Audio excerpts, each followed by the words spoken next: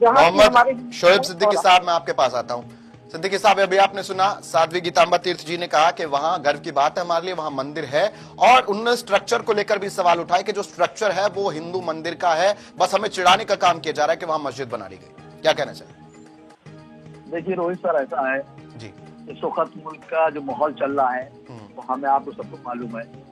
आप सर ये बताइए कि जब मुल्क आजाद हुआ था 1947 को, तब उस वक्त ये तय कर दिया गया था कि जो भी धरोहर है किसी भी मदद की है उसमें किसी तरह की तरमीम नहीं की जाएगी सिवाय बाबरी मस्जिद छोड़।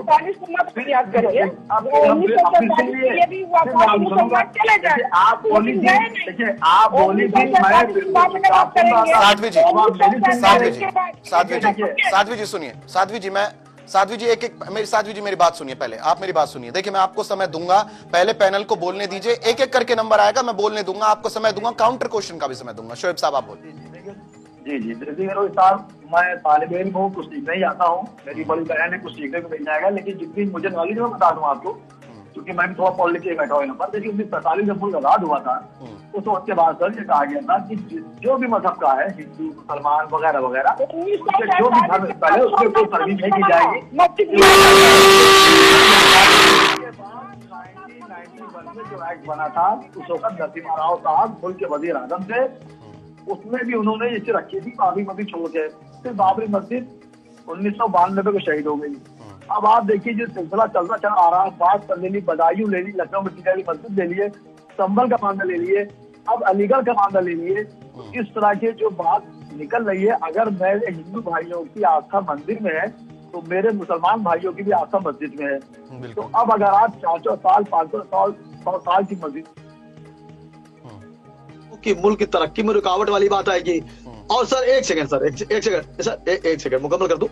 आप देखिए इन्होंने जो क्या किया है, अभी सुप्रीम कोर्ट ने एक बात कही थी कि इस तरह के मामले अब हमारे पास नहीं आएंगे और इसको ना ही टेकअप किया जाएगा। तो उन्होंने, याचिकाकर्ता ने बहुत ही समझदारी और बहुत ही दिमाग से काम लिया, बिल्कुल विश्वास की तरह, कि आपने आरटीआई के तहत रिपोर्ट मांगी और सिविल जज में डाला कि मैं मुकदमा नहीं, मैं पहले रिपोर्ट मंगा रहा हूँ, इसको आप एक्सेप्ट कर ली। अब 15 फरवरी लगी है, तो आप देखिए इसमें माहौल ये जा रहा है कि मैं चाह रहा था और पूरे मुल्क के लोग चाह रहे हैं कि आप देखिए जी, अब आप रोजाना आप भागवत जी को देख लिया, आप देखिए मुकम्मल काम, दीदी बात कर ले फिर आपने कहिएगा। भागवत जी ने देखिए 2022 में बात कही थी कि अगर हर मस्जिद के नीचे मंदिर ढूंढोगे तो ये अच्छी बात नहीं है। ये दिन तो हालिया का बयान आया कि शोएब सिद्दीकी हाईलाइट होने के लिए बहुत ज्यादा मुस्लिम वाली बात ना करे या कोई मेरा और हिंदू भाई करे, उनकी उन्होंने गंगा जमनी चाहिए। फिर अभी आप देखिए कल परसों में हमारे वजीर आजम ने एक अच्छा पैगाम दिया अजमेर शरीफ की चादर भेज के। बिल्कुल शोएब साहब आएंगे, उस पर भी आएंगे। शोएब साहब आगे बढ़ते, लेकिन आता हूं शोएब साहब, उस बात पर भी हम जिक्र करेंगे। आचार्य मोहित शुक्ला जी का मैं रुख करना चाहूंगा। आचार्य मोहित शिवलिंग पे तो शोएब सिद्दीकी साहब इसका जवाब देंगे। शोएब सिद्दीकी साहब देखिए रोहित सर, ऐसा है चीज है कि जब साक्ष्य आप जांच मोहित शुक्ला जी एक बार शोएब सिद्दीकी साहब अपना पक्ष रखना चाहते, फिर आता हूं आपके पास। शोएब सिद्दीकी साहब देखिए रोहित सर, देखिए ऐसा है, किसी भी मुल्क पर अगर हुकूमत करनी हो तो उसका सबसे बड़ा हथियार होता मजहब, और अंग्रेजों ने भी इसका सहारा लिया और हमारे मुल्क को 100 साल लूटा, लेकिन जब उनका पर्दाफाश हुआ तो उनको मुल्क छोड़ना पड़ा। और किसी भी हुकूमत को अख्तियार नहीं है कि किसी के मजहबी मामले में मुदाखलत करे।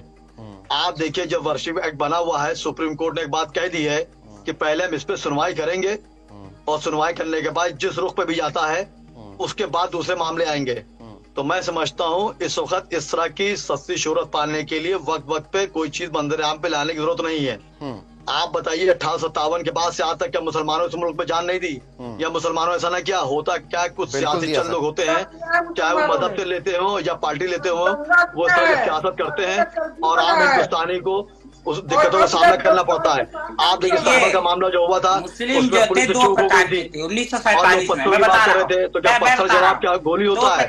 तो इस तरह नहीं है। आप देखिए मुख्यमंत्री हमारे या प्रधानमंत्री उस पर काम कर रहे हैं, तो अगर आपको जब वर्शिप एक्ट बना हुआ है उस पर मामला चल रहा है तो आप जो पहले सुनवाई करेंगे और शोएब सिद्दीकी साहब आपको जवाब दे रहे हैं। मोहित शुक्ला साहब एक्सेप्टेड दो नहीं किया दो जाएगा बंटवारा तो करा उसके दिया, बाद भी तो लोग सब आज्ञा के मुसलमान शोएब सिद्दीकी साहब आपका जवाब मोहित शुक्ल साहब दे रहे हैं, एक बार वो सुनेंगे। और जो देखिए, हमारा मेरी बात गंगा सुनिए जमनी की पहले। वो मिसाल दी जाती मुल्क में शोएब सिद्दीकी साहब मेरी शोएब सिद्दीकी बात साहब सुनिए। जवाब दे रहे हैं मोहित शुक्ल देखिए, साहब आप ही का। उनमें खाए पैदा करने की दूरी जी। करते हैं। आपका तो जवाब मैं दे रहे हैं चाहता मोहित हूं शुक्ल साहब, इस तरह की कोई बात देखिए, ना दो करें जो दो मूल में प्रकार के संविधान को मुस्लिम सम्मान रहे है, 1947 में की बात चलिए बता रहा अगर हूँ। आपने अटैक डाला उन्होंने है कहा तो हमें जो अलग करेगी मुल्क, क्यों उसमें कहा मैं अलग उसमें मुल्क करूंगा और मेरी चाहिए? गुजारिश धर्म के रहेगी आधार पे देश मुस्लिम के के कोई भी बंटवारे लीडर की है बात क्यों चाहे कही? सियासी मुसलमानों ने शोएब सिद्दीकी साहब हिंदुओं शोएब ने सिद्दीकी मिलके साहब बहुत सुने जमाने सुने से ही सिद्दीकी जय साहब जय सिद्दीकी जय साहब जय जय जय। सिद्दीकी साहब मोहित शुक्ल साहब आपका जवाब दे रहे हैं गुरुजी, उनका एक बार सुन लेते हैं जी।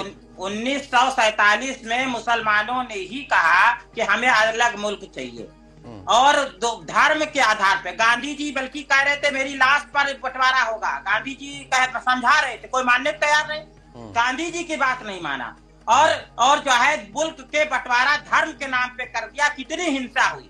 हिंदू नहीं चाहता था बंटवारा हो, मुसलमानों ने बंटवारा कराया, हिंसा हुई, कितना रक्तपात बहा। अब जो है उदारवादी जो मुसलमान थे उन्होंने कहा मोहित जी सुनिए मोहित शुक्ल जी, मोहित शुक्ल जी क्या मोहम्मद शोएब सिद्दीकी साहब सुनिए मोहित शुक्ल जी, क्या मोहम्मद शोएब सिद्दीकी साहब या डॉक्टर इब्न हसन साहब इनमें से किसी ने भी वहां पर ये मांग तो की नहीं थी? जिन्होंने की थी वो तो चले गए, जो देश के अंदर है उन्होंने तो ऐसी कुछ बात कही नहीं। अब इन्होंने थोड़ी ना ऐसा दावा किया था। ये तो देश के अंदर है उनमें भी कुछ कट्टरपंथी हैं जो हिंसा करते हैं, पत्थर चलाते हैं। हम जय श्री राम का नारा लगाते हैं, पत्थर मारते हैं। अब बताइए राम का चरित्र कितना महान, कितना महान राम का चरित्र। अब उनका जयकारा नहीं लगाए तो रावण का रावण का जयकारा लगाएंगे तो खुश हो जाएंगे।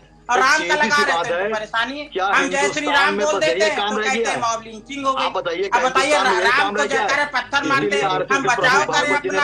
अब भीड़ है, पत्थर मार रहे हैं, अब हमने किसी को रोका, पकड़ा भीड़ ने तो कहते हैं मॉब लिंचिंग कर दिया। अब बताइए इसीलिए को मेला में नहीं आ रही। अभी कोई व्यक्ति जो है जिहाद फैला देगा वहां, जिहाद कर दे, कुछ कर देगा लोगों को। ठीक है, एक एक करके बोलेंगे आप। इब्न हसन साहब से मैं सवाल करूंगा, इब्न हसन साहब से। सिद्दीकी साहब समय की कमी है मेरे पास, मैं एक एक करके सवाल करूंगा। इब्न हसन साहब अभी अच्छा ठीक है, मैं आप ही से सुन लेता हूं, आप ही से सवाल कर लेता हूं सर, मेरी तो सुनिए। मोहित शुक्ल साहब ने यह भी कहा कि इसलिए महाकुंभ में एंट्री नहीं दी गई है, इस पर आप चर्चा रख लीजिए। देखिए एंट्री दी गई है, मैं इनकी बात पर नहीं सहमत हूँ। जब मुल्क के वजीर आजम और रियासत के वजीर आला इस बात को कहेंगे तभी मैं मानूंगा। बस मैं शेर से अपनी बात खत्म कर दूं।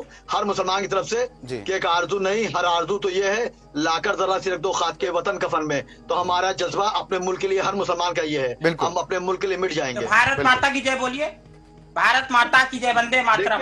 वंदे मातरम क्यों नहीं बोल रहे? भारत माता की जय, भारत आपको किसी मुसलमान ने जिद किया क्या अल्लाह अकबर कहिए? नहीं देखिए फिर सियासत लाया, फिर सियासत लाया। आप नहीं बोलते, आपको किसी क्यों नहीं बोल रहे? मुसलमान ने कहा कि अल्लाह अकबर कहिए, वंदे मातरम, ये सब भारत माता की जय। भारत का प्रधानमंत्री मुख्यमंत्री चीज से हटने और बचने की कोशिश कर रहे हैं, उसी को आप बढ़ावा देते हैं। कुछ कहिए, मैंने कभी आप भारत माता है, उनकी पूजा करिए, उनकी इबादत करिए, उनको पहले भारत के आर्मी करिए, भारत पहले है, राष्ट्र पहले है। वेद में लिखा है कि राष्ट्र पहले है। राष्ट्र की उपासना नहीं आती आपको, राष्ट्र नहीं आती, कहते हैं भारत वंदे मातरम। हम राष्ट्र की भूमि की मातृभूमि की वंदना करते, ये वंदे मातरम का अर्थ है। कितना सुंदर अर्थ है, कितनी अच्छी बात। और हर अच्छी बात को हर धार्मिक व्यक्ति को मानना चाहिए। जो अच्छे मुसलमान उदारवादी बोलते वो बोलते उदारवादी, अब जो कट्टरपंथी वो कहते हम नहीं बोलेंगे, हम नहीं बोलेंगे, तो ये नहीं है।